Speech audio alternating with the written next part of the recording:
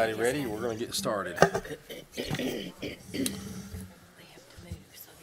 All right, it's 7 o'clock, so we will call the Visual Resources Review Board meeting for March 2019 to order for the town of Farragut.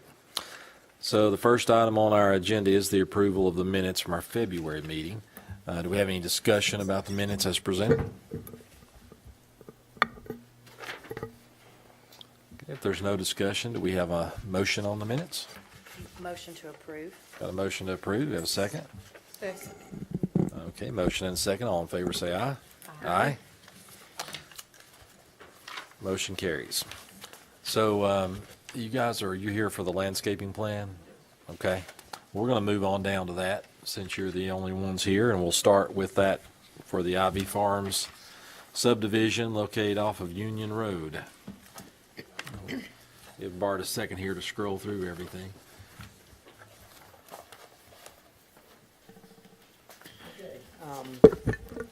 This is a landscape plan for the Ivy Farm subdivision. It includes the detention basins and the buffer strip areas. I also included a sheet that shows the proposed streetscaping, but your role in this is to review the landscaping for the detention basins and the buffer strip areas. This is a large subdivision. I don't know if you've been following the Planning Commission items. That's being developed off Union Road. It's about 214 total lots. They have been to the Planning Commission for a revised concept and a preliminary plat approval, so the project is moving forward. They're here tonight to look at the landscaping for several buffer areas and 3 detention pond areas. The buffer areas are shown in dark down in here and then over here, and basically they're putting buffers in where their building lots are getting close to adjoining building lots. Most of the rest of the periphery of the development is open space areas, and this is a project that's being developed under the R1 OSR designation, and there's quite a bit of open space in this development. There's some steep topography in there and some drainage ways that they've preserved as open space. That zone requires about 35% open space area, and this project's running at about 47%. So, there's going to be a lot of tree cover left, a lot of open space area left on the development. So, just advance this. So, what they've done in their landscaping plan is they've gone in and they've sort of segmented out and put in standard landscaping sections for various segments of the buffer area. So you can see there at the top of the screen is what's proposed for planting in those segments there, and it's similar here on the left-hand side. You see the buffer area and what they're proposing to plant, and then also a detention basin area for planting. Again, same thing here with various, and if you can see, I don't know if we can or if you can make that out, but it's segmented in landscape areas A, B, C, and D, and those are sequenced along the buffer areas, and then the landscaping have their own planting schedules separate and apart from the buffer area planting schedules. And I believe this is the last slide showing where they're landscaping and what the plantings are going to be. And then this slide is the overall streetscaping. They are doing street trees throughout, and also landscaping some of the traffic calming islands that are going to be within the road. So there are islands scattered about through there. There's a small roundabout in there as well, and so there'll be landscaping and all of that. But in terms of your review and potential approval tonight, it's again in regards to the buffer areas and the detention basins. We've reviewed this at the staff level. You can recommend approval of the plan subject to the items I listed in the write-up I sent you. they're all fairly minor corrections. I've been in contact with the plan designer, and they're aware of that, and they have no problem making those corrections. We just, didn't see any reason for them to, to make the corrections prior to the meeting in case there are any other changes that you want added, and then to have them go back and make additional changes. So What about number 6? number 6 is just a stray note that was probably left on there from the Was taken care of? yeah, it's the one that dealt with the HVAC system. HVAC? There are no HVAC systems. Yeah, Okay. it was probably just part of the standard note package from another plan sheet that just got transferred onto the landscape plan sheet. They have ample landscaping in both the buffer areas and in the detention basins. There's a small change that needs to be made in terms of coordinating the numbers that they're showing in the planning schedule, which appears on this sheet, and then what's actually shown on for detention pond number 1 is slightly off. The numbers don't exactly match. But subject to those 6 items that are in the staff memo, we can recommend approval of it. Any questions, I can try to answer them, or as I said, the plan designers here, if you. Say that again about the pond? Does it match? Detention pond number 1, there was, when we did a count, I think it was on the flowering species, the numbers that are in the planting schedule here don't exactly match what's being shown on the plan. So actually on the schedule, they call for more than's required and more that's shown on the plan, but, we just need to, they either need to add some additional, symbols and planting locations or just align the numbers. Yeah.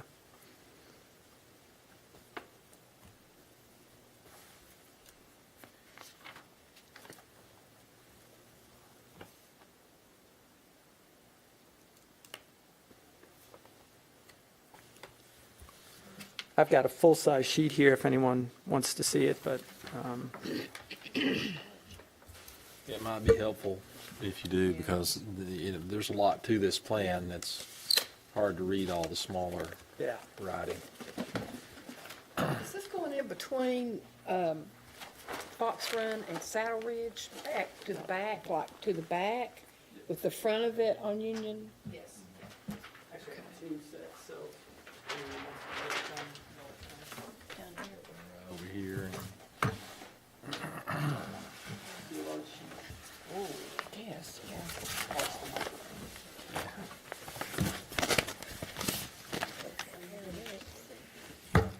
No, Brittany's, let her take a look at it. Looking She's, on that. She's the, I guess that, I didn't have look on mine. this. I can read it. make it easier for you. to me. Let's see.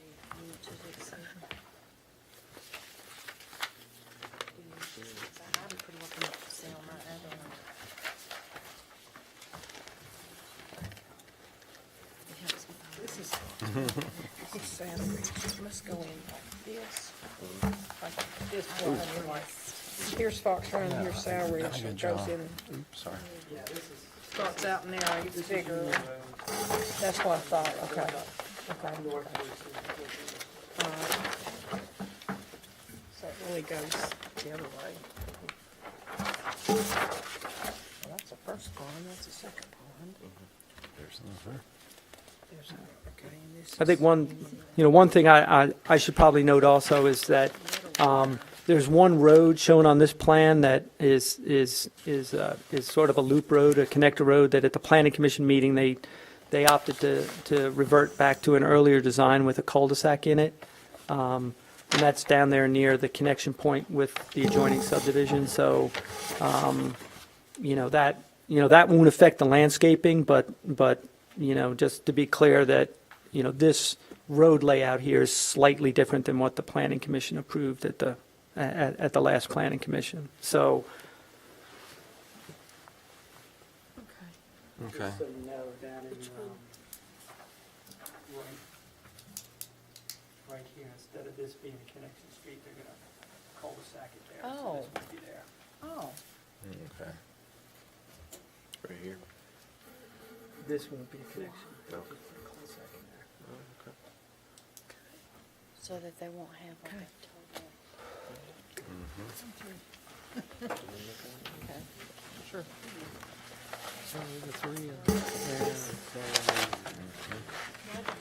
Why did you decide to do that? Neighborhood next door, thought there'd be too much traffic from our Okay.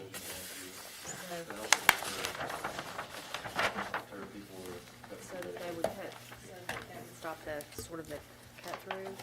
Yeah.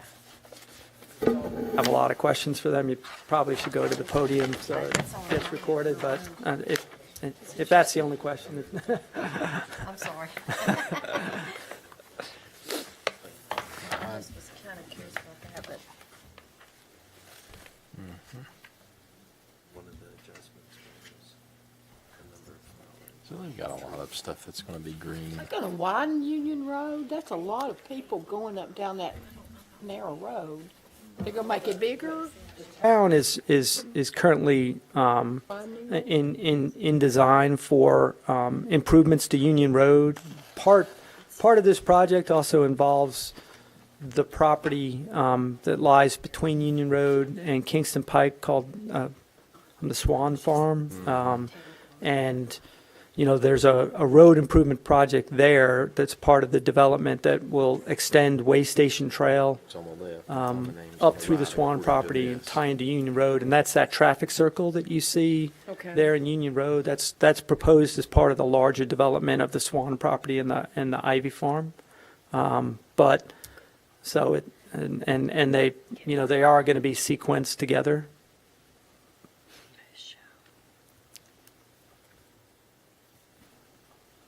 It's a technical name for the red maple.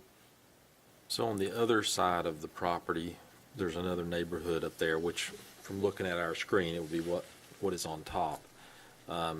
Natural trees still in there, so that they're not having to do anything to protect. Yeah, it's open space and existing tree cover. So again, they put the buffer areas where they were gonna have their proposed lots in close proximity to develop lots in the adjoining property. Everything else abuts is either open space to open space or open space to develop lots. So, Enough room and Yeah, so- buffering in there. yeah, so basically, you know, all of these areas up in here, this is all an open space area. This is all really an open space area. You know, so all these adjoining areas through here are really abutting open space within this development, and then also some down through here. So really, again, you know, they're clustering most of their lots, you know, How many lots did you say? about 214 is what the preliminary plat had on it. You know, so all of the development, all of the lots and roads are going to be, you know, in this area and then in this larger area. And so that's where they, Some over there. you know, so that's where they're putting in their buffering. And then they have a small cul-de-sac up here at the front of the development as well. Is that back part, is it untouched, like ungraded? There are some walking trails that are going in, so there'll be some disturbance in there to put the walking trails in, but, you know, Now, who's doing the walking trails? They're not doing. Yes, they are, doing, yeah. you're doing the walking trails. Yep. From the back there. Okay. yeah. Okay. This You gotta have shows, to connect, I think but- that's what this is. Right Yeah, here. I think they show on the larger plan better that there's Yeah, a they series do. of walking That is- trails yeah. throughout the Because I open don't space see it. areas. It's right here. So these would be, Yeah. I guess, this would be existing tree lines stuff through here. Yeah, I didn't put all the sheets in, but there's, you know, they had to meet the you know, tree clearing and preservation ordinance and balance that out as well.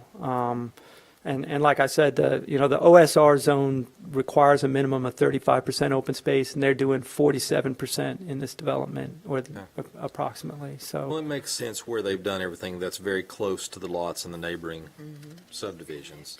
That across the top up there, I didn't know what the footage was from this neighborhood to the next, but you can see it's much closer there. than the area that you originally marked over to the left, which is a pretty large open space. Yeah. So that's why with the walking trail going in, just curious how many trees would be in there to buffer that from the two neighborhoods. Again, it's pretty forested up there at the top part of the development, I believe. Okay. Yeah.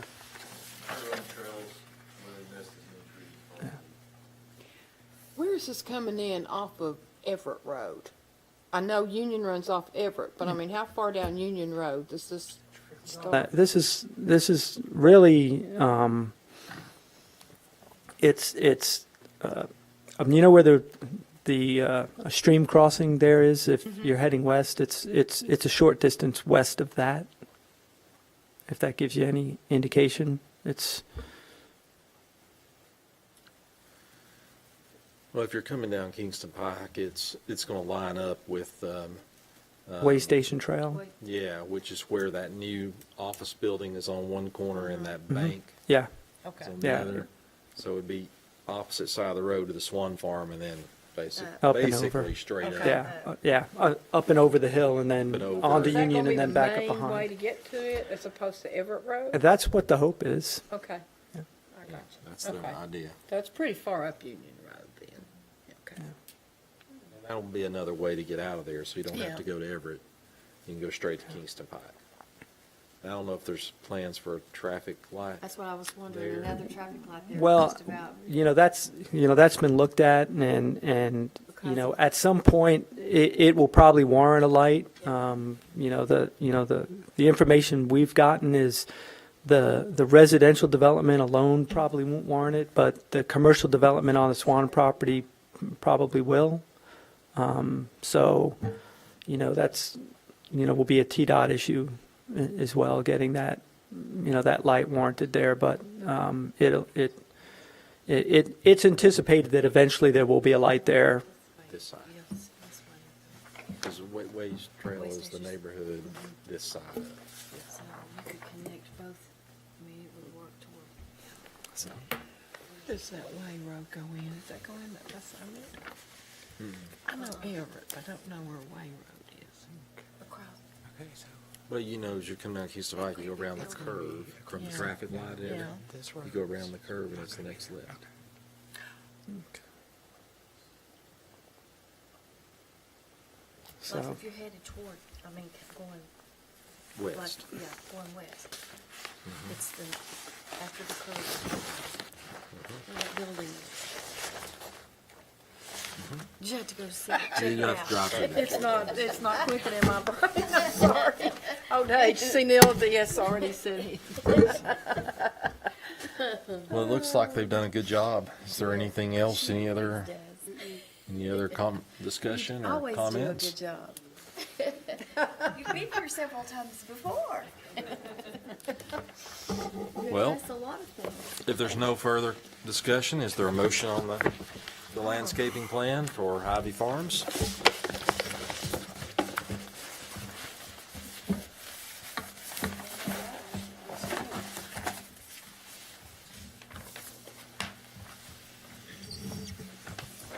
I'll make a motion to approve, subject to the items 1 through 5. 1 through 5 being, well, really 1 through 6 being clarified on the 6 is removed. plan.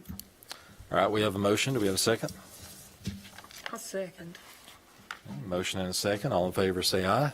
Aye. Aye. Those opposed? Thank you very much. Thank you. Enjoy the right. rest of the night. So we'll go back to the beginning of our agenda now with the ground-mounted sign applications, and we'll start back with the Smart Bank on Kingston Pike, just right out here. That is apparently replacing the Foothills Bank and Trust, yeah. or buying it or something. This is what's there now, Foothills Bank and Trust. They have put a temporary cover on this existing sign, so you've probably seen it say Smart Bank if you've been over that way, but they want to replace it obviously with a permanent sign. This is what they're proposing in its place. It conforms with the height and setback, requirements, given, it's about 40 square feet in area, but it has the appropriate setback to have that much square foot in the signage. The height is, you can see a little bit higher there overall than the previous sign, but it's still within parameters.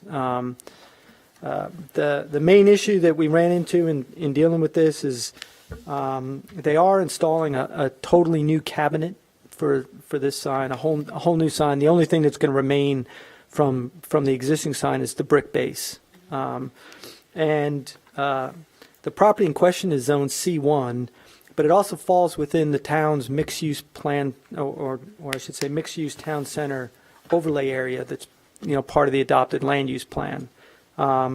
Within that zone, there are additional requirements for signage within the mixed-use town center area, within the overlay, and they specifically reference sections of the town's adopted architectural design standards. And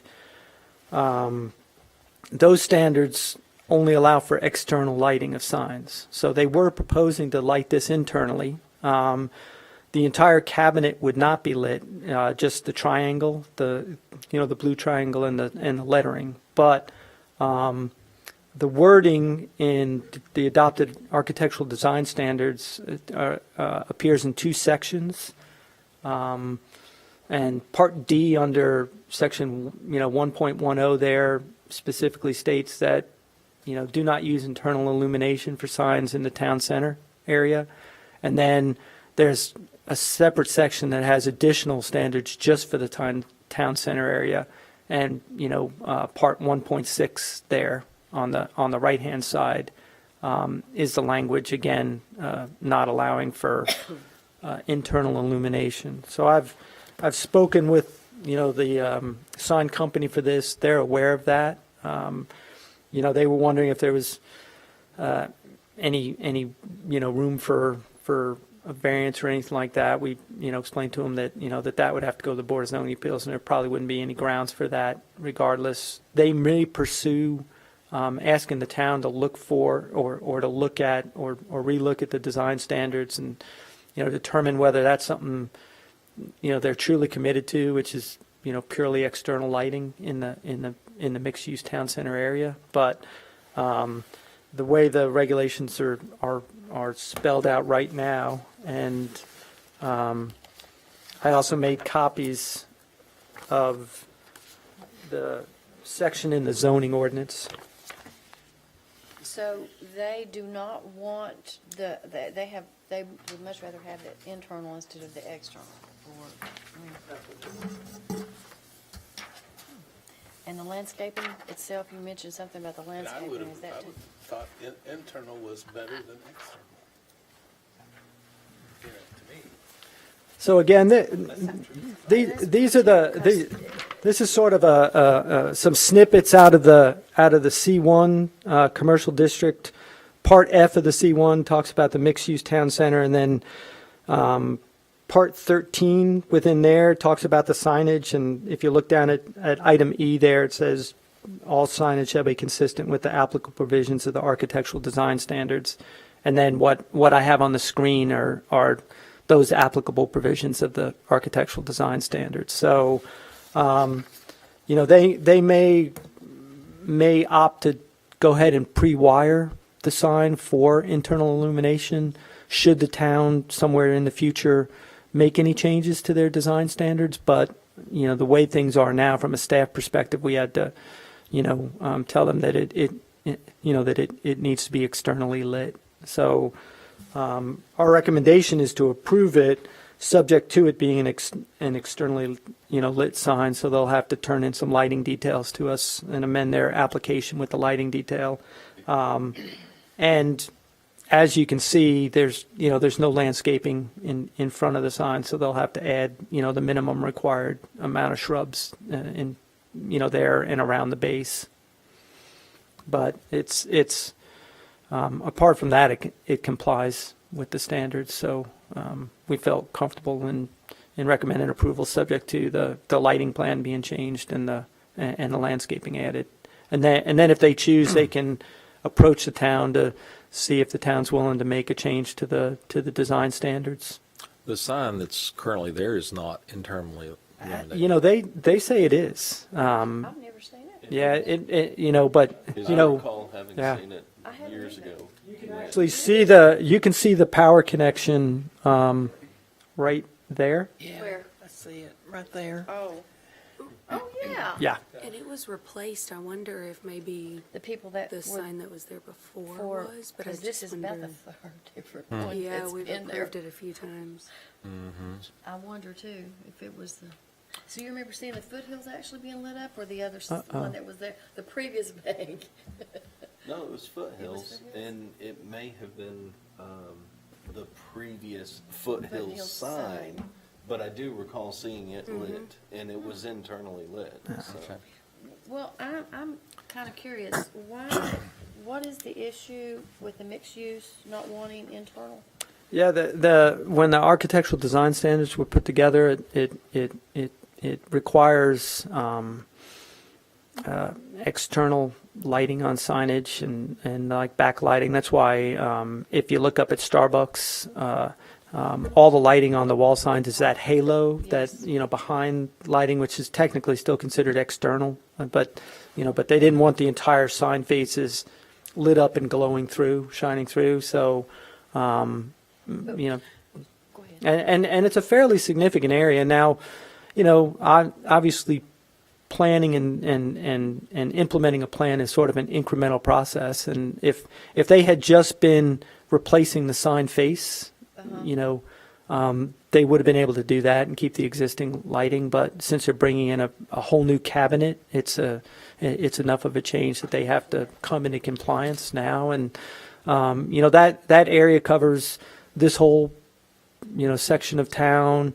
It would include over across Kingston Pike in that shopping center, the old Kroger Center, all those areas over time, you know, will Plus C1, and because, It's- so it's like a lot of the other things, they were sort of grandfathered in, so to speak, and now that it's going to be mixed use, they.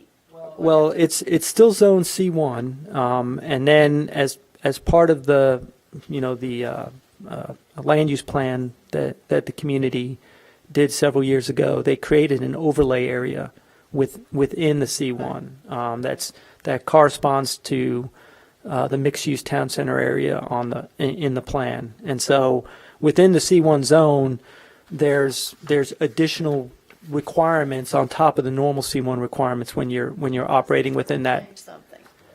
or new development and that sort of thing. Okay. So, So because they are changing everything is a reason that. yeah, really, the only thing remaining is the brick base. So that's why we felt that under the standards, they'd have to come into compliance if they want to talk to the town about whether or not, you know, external lighting on ground signs is necessary. You know, that's something they could certainly do, but that would be a larger process, you know, because they'd have to, you know, think through the ramifications of that for the whole area and the sort of long-term part of the town that they're trying to create and what that would do. So, you know, because if you made that change, it would not just affect this site, but it would affect everything within that planning area. As I recall, there was a lot of conversation about this at the time. The town spent a lot of time working on the architectural designs and the mixed-use town center, and a lot of it had to do with the open land that's just to our west here that could be developed at some point into more of a downtown type setting. And I think some of it had to do with to what extent do we push this mixed-use town center? Do we go all the way out to Concord Road? Do we not? I mean, I think there was debate over all that. And then there was a decision to make it cover a little bit larger, Yeah. potentially area than it needed to. But once that was decided, I do remember that was part of the plan, especially for the wall signage. Yeah. It was said to look a little more professional, I guess, upscale, whatever term you want to use, that was the idea of having the external lighted. I don't believe it was intended for that external light to be a single floodlight It wasn't. sticking up out of the ground that you see on some signs. It was Yeah. intended to be more of the, what you showed a second ago, more of the gooseneck lighting and some of the different things like that. How that applies to ground mounted signs, it's a little more difficult. Yeah, I brought the full section, and at first I thought maybe it was just applying to ground mounted, but it's not specific. Like there's some language that talks about wall signs versus ground signs, but then there's just a blanket statement about in the mixed use town center area being all signs, even in a section where it's discussing both ground signs and wall signs. So we did look at to whether or not that Okay. was, and we just felt the way it was. Now that's something that they may want clarified at either the BZA level in terms of our interpretation of it, or they may want the town to clarify what they truly intended. And And so I really then we think could. that's a good idea, because I remember being in on some of those conversations about the lighting for the wall signage, and we were all in agreement on that. I don't remember as many conversations about the ground mounted signs, so I would recommend that they do keep the wiring there where they can make it internal if they want to pursue, with the town. But in the meantime, it should not be that difficult to put external illumination there with the wiring Yeah. is already yeah. there. A lot of times involved, but I mean, obviously there'll be a little bit of extra cost for them because they'll have to, have an electrician put in the conduit and stuff to put the external lights in. But if they pre-wire it in, in speaking with the representative from the sign company, they said there'd be, a little more cost to having the cabinet set up for lighting, but it wouldn't be, a whole lot more than without the lighting. And so, she indicated that's probably what she would recommend to them, to go ahead and have it set up for internal lighting. And then if a change was made in either the interpretation or in the verbiage that's actually in there to clarify it, then they could revert over. I mean, her point was that really the only thing they were planning to have illuminated is not the entire cabinet, but merely the blue triangle and the blue lettering. And that might be something the town wants to look at as a trade-off for external. Is I don't think in that zone you would necessarily want to see this entire cabinet glowing. Right. But if it was just the lettering, that Well, that part might of the be different. problem with what we see in front of us here, because it says if internal illumination is used, use a system that backlights sign text only whenever possible, which is similar to what you're talking Yeah. about. And then down below, it says do not use internal illumination for a sign in the town center. So Yeah. What? and Yeah. I Which, understand this Yeah. item A is not just talking about the town center. Mhm. Yeah. It's And- talking and- about other areas of town. Yeah, and that's in the specific town center area, but then in the broader sign, in the first few pages, that section 1.10, I mean, that's in a section that's talking about signage in general, both ground signs and wall signs, and Right. it comes right out at that last item, just says flat out, no internal in the, so that's, in the context of that larger section, there was discussion of both ground signs and wall signs. So we kind of felt like to just ignore that language, wouldn't be appropriate from a staff standpoint. Yeah, I remember thinking it was mainly for the wall-mounted signs, but And the it's not committee that plainly worked stated. on this might want to clarify that, and then Right. then But we I'm can be confused, like what consistent you making said. interpretations going forward. if internal illumination is used. But does it say it has to be on the top? I mean, I could see a nice protruding external sign on the bottom too. Yeah, they could do it. sometimes. Yeah, I mean, So they it don't can have to be either- spotlight it. They could, they can use, as long as it meets our lighting standards, which is no glare onto the road, and you can't see the light source, the bulb. So it could be frosted, or it has to be directional. Well, but they could put lighting on the top and shining down, or an uplight type bottom and thing. let it just come But again, there's probably more cost to that, and they may want to look at whether or not it needs to be Entire sign clarified. panel. Well, I certainly would recommend that they wire it up and set it up for internal the way they're thinking, but somehow put some external lighting out there, When will we and then get they should Yeah. pursue it for clarification. That's I what mean, was gonna say. you know- How can we get, or when I mean, this is Well- gonna come up more Yeah, than and- this. And that was part of the discussion I had with, Okay. with the applicant's, designer today, was that, they're open and they want to get their sign in as soon as possible. And to make that kind of change, would take months Yeah. because you'd have to look at it in the context of the entire area and what the town truly wants. And then it would have to go through the process of amending the architectural design standards. So, Expensive we're gonna go through. First one that's come up with this situation. yeah, that it's been an issue on because, like the tenant panel signs over there at the gateway, which we're going to look at next. I mean, those are externally lit. The sign you looked at that's being redone for Rick Terry Jewelry that you looked at Right. last, that's external. externally lit. So, So we've already set the standard. well, I mean, no one has asked for internal illumination. They were just pretty much going with the external. When will we get this clarified? I mean, you said.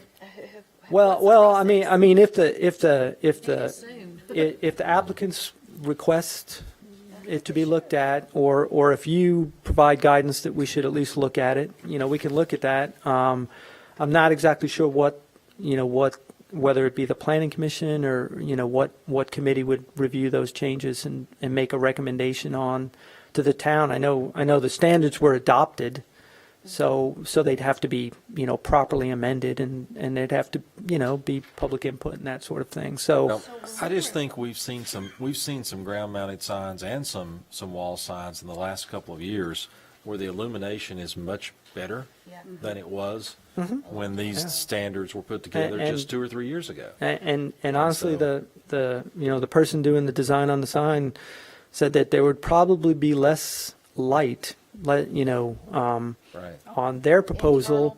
than with a spotlight on That's it. what I think Right. too. That's what you just got You to know, say. it's So we definitely need clarification on this, because this is not the this is gonna keep coming up, and we need to, and like, I remember, like, we spent a long time with the walls, signs, and the lighting, and the particular ones, but I don't really remember spending a lot on the ground. So one question that I have on this piece of paper that you handed out, and we've talked about the zoning ordinance and the sign ordinance and looking at it and separate from, kind of the suggestions that are out there. But it separates on here the wall mounted signs. But there isn't a portion, at least printed, that we have for the ground-mounted signs. For- Because letter D here says, lighting for all new wall signs shall be consistent and shall be limited to external or backlit illumination. But do we have that same verbiage for ground-mounted signs that's specifically written out Well- in well- our Farragut zoning ordinance? no. And see, that's And where again, so, clarification it on that. it so wasn't that- real clear, and from a staff standpoint, looking at that, we sort of felt like, when we were looking at that, but then we looked at, Right. other at the statements in that other section, we were like, well, that's not really making a distinction. And these are more guidelines, right? Yeah. Yeah, than but they were the adopted.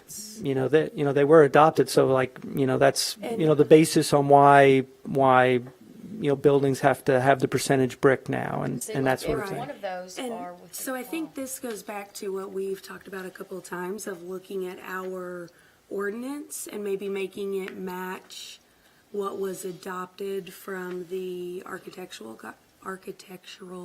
guidelines, because our ordinance was really, I think a few adjustments were made to it after this, but it wasn't really made to match. And so I think just making I think we really need to take a look at it I do and, too. and see where Yeah. it needs to match. And that's a good point that, most of this applies to the wall signage and, we can look at it again and, I can discuss some more with Mark about the is it wall signage or is it both signages? Originally, I thought it was really just wall signage because all the signage discussion about town center That's what we was thought. town That's center what- only. But then in the first part of the sign regulations, it's talking about ground and wall, and then it jumps into, the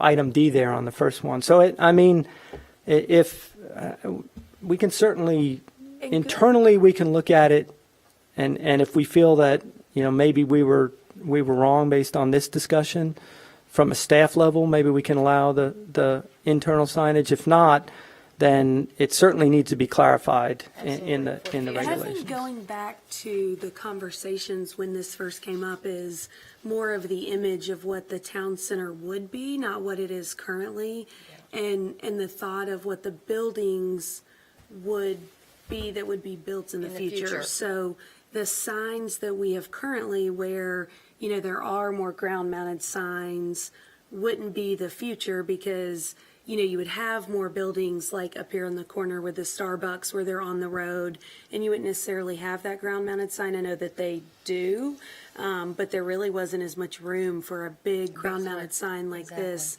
to be seen.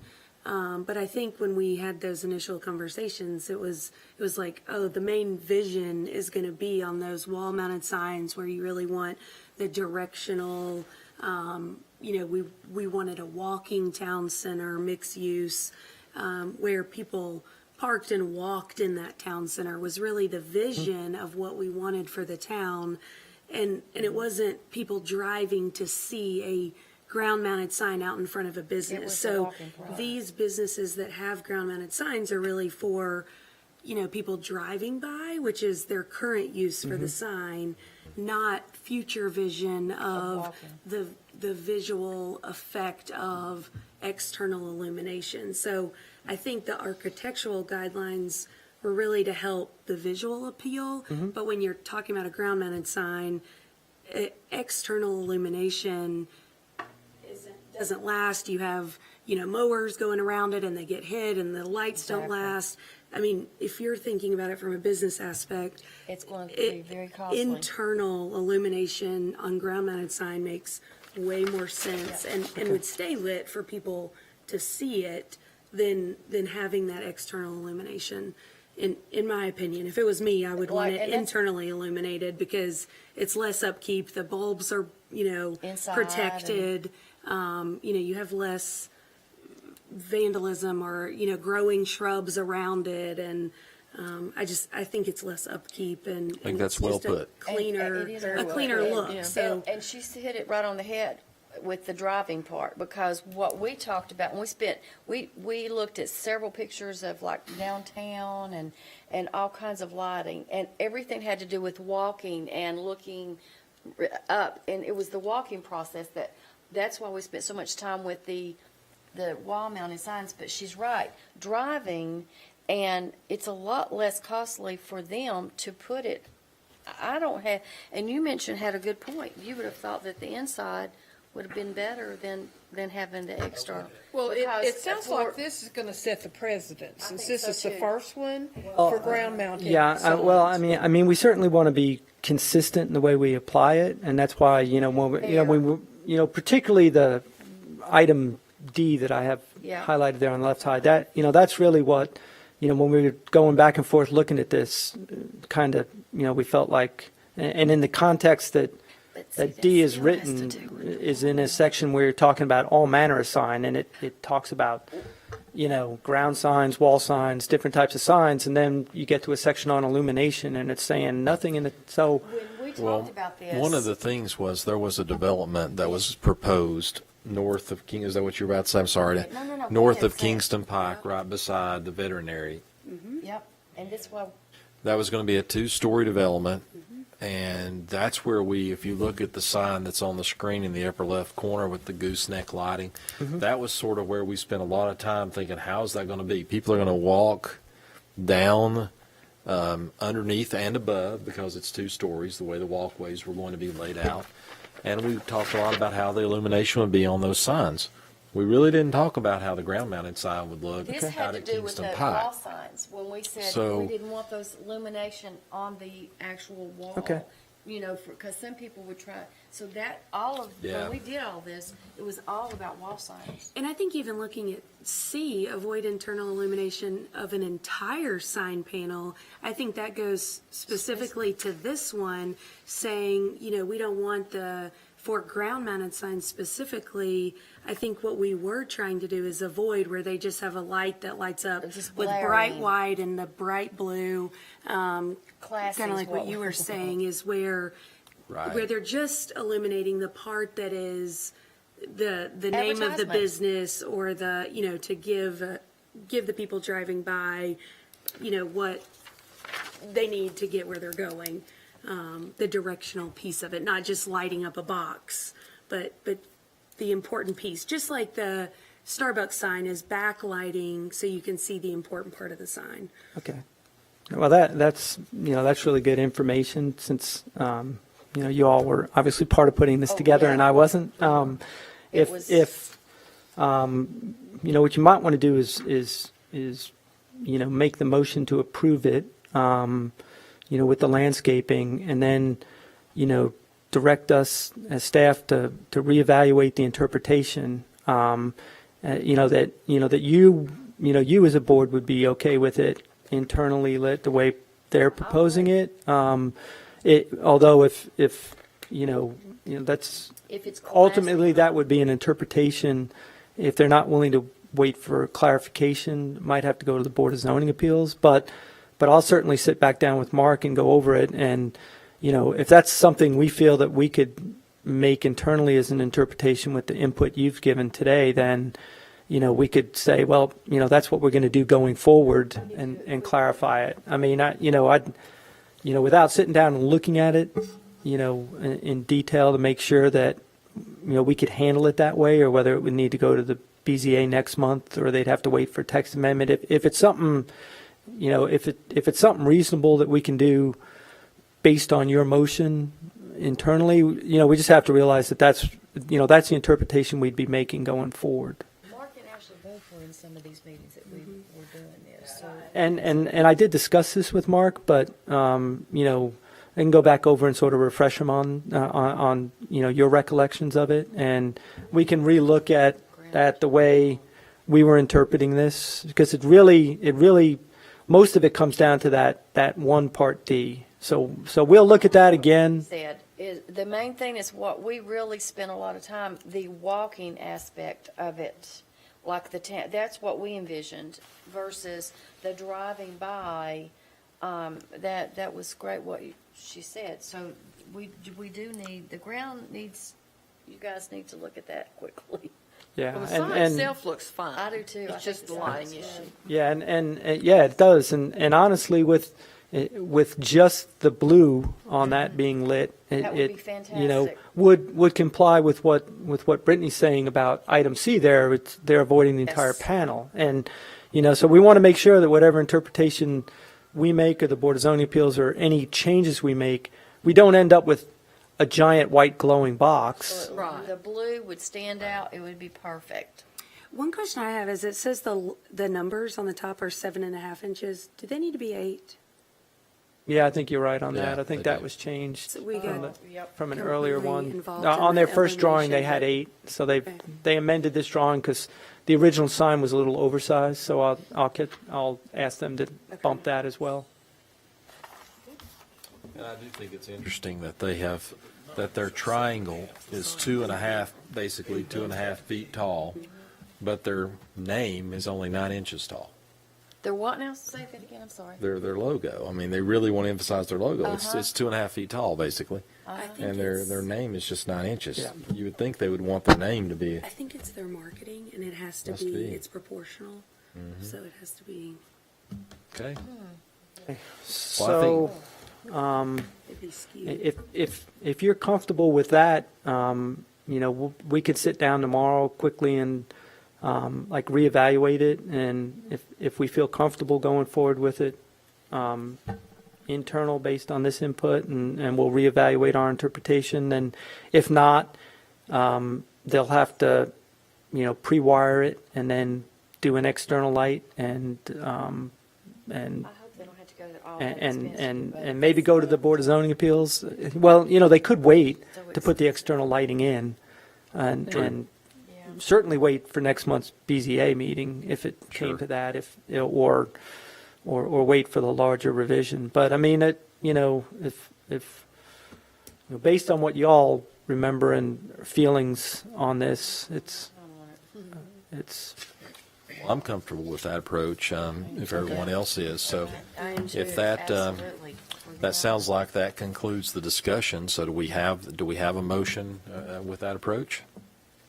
I'll make a motion to approve with a suggestion for the town to reevaluate the interpretation of the illumination piece of the architectural guidelines, subject to the plan having the numbers reflect 8 inches and adding landscaping around the base of the sign. And one point of clarification to review the ground-mounted sign The ground illumination. mount Yeah, sign, ground yes. mounted. Yes. Ground. All right, we have a motion on that. We've got a second. All right, all in favor, say aye. Aye. Opposed? Okay, so let's move down to the next ground-mounted sign panel that's also in the mixed-use town center district, the Farragut Modern Dentistry. this one is easier. It should be easier. Yeah, this one's much easier. These signs are externally lit as part of the gateway. If you remember back in the fall, you approved the sign structures. There's one along Kingston Pike that's the larger structure, one that's along South Campbell Station that's the smaller structure. Starbucks already has tenant panels on this. Their Family Dent or Farragut Modern Dentistry is the applicant, and they want to add their sign panels to it.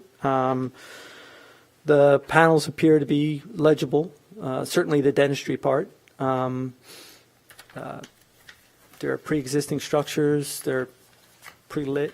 The only thing that we spoke to the applicant about was the coloring of the blue. That's a very dark development, a lot of dark brick, and a lot of dark brown moldings within the development.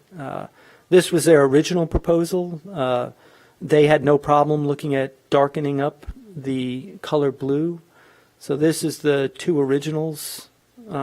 This is the second item on the agenda, the smaller sign that's on Campbell Station. And this is it with darker blue.